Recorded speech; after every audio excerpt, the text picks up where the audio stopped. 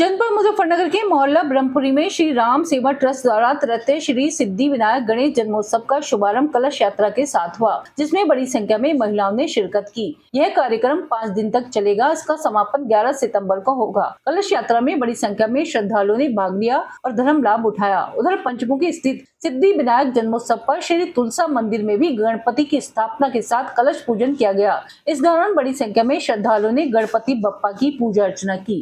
और हम ये तीसरा गणेश महोत्सव करने जा रहे हैं। हमारा बड़ा सौभाग्य है। 2-3 मोहल्ले लगते हैं हमारे, साकेत, उत्तरी सिविल लाइन, धर्मपुरी, ब्रह्मपुरी, ये सब लोग मिलकर आयोजन करते हैं। डेली हमारे यहाँ आचार्य शुक्ला जी हैं जो सुखतीर्थ पधारे हुए हैं, बहुत विद्वान हैं। उनके द्वारा डेली सुबह पूजा होगी, अर्चना होगी, वेदियों की, भगवान की सहस्त्रार्चन होगा और शाम को अलग अलग विद्वानों के द्वारा भजन कीर्तन का आयोजन होगा। क्षेत्र में सुबह ही कलश यात्रा निकालते हैं हम सुबह ही, और बस अब विधि विधान से पूजा वेदियों की पूजा और फिर सहस्त्रार्चन होगा।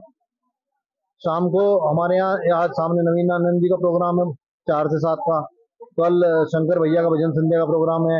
परसों सतपाल जी वृंदावन धाम कीर्तन वालों का प्रोग्राम है।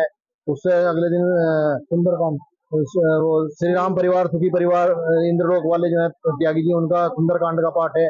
उसके अगले दिन सुबह ही हवन है और फिर भंडारा और विसर्जन सुखरताल में करते हैं हम जाके।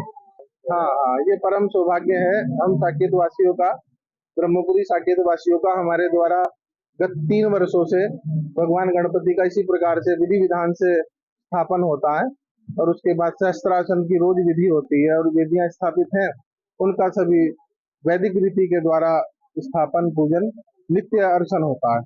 ये कार्यक्रम जो है इस बार गणपति हमारे यहाँ 5 दिन के लिए विराजमान हुए हैं।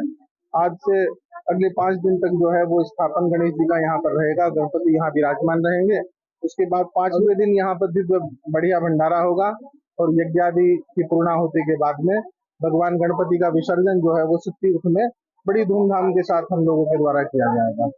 गुणगान में है प्रातः काल वेदियां स्थापित हैं यहाँ पे, सर्वतोभद्र पंचांग पीठ, 64 योगिनियों का स्थापन है, क्षेत्रपाल देवताओं का स्थापन है, नवग्रह देवताओं का स्थापन है। उसके बाद भगवान जो गणपति हैं उनके 11 विग्रह छोटे हैं। यहाँ पन्ने के गणपति विराजमान है, यहाँ पे अष्टधातु के गणपति विराजमान है। तो उन गणपति का यहाँ पे नित्य 1000 नामों से, भगवान गणपति के 1000 नामों से नियमित हम लोग यहाँ अर्चन करेंगे, जिसमें मखाने के द्वारा, जिसमें गन्ने के द्वारा, जिसमें पुष्पों के द्वारा और आदि आदि विधि से जो भगवान गणपति का हम सहस्त्रार्चन नित्य करेंगे। और सायंकाल भजन कीर्तन का बड़ा दिव्य आयोजन रखा गया है। आज हमारे यहाँ गणपति श्री तुलसा मंदिर में गणपति जी का स्थापना का कार्यक्रम अभी चल ही रहा है और जो हमारे गत 13 साल से हमारा ये कार्यक्रम चल रहा है। आज पहला दिन है स्थापना का और आज हमारे यहाँ पुष्प 108 पुष्प के द्वारा गणपति जी की पूजा होगी और 108 नाम के द्वारा पुष्प अर्पित करे जाएंगे। उसके बाद हमारे यहाँ आरती है, फिर भोग प्रसाद का वितरण है। हर रोज प्रतिदिन अलग अलग तरीके से भगवान गणपति जी की पूजन होगी।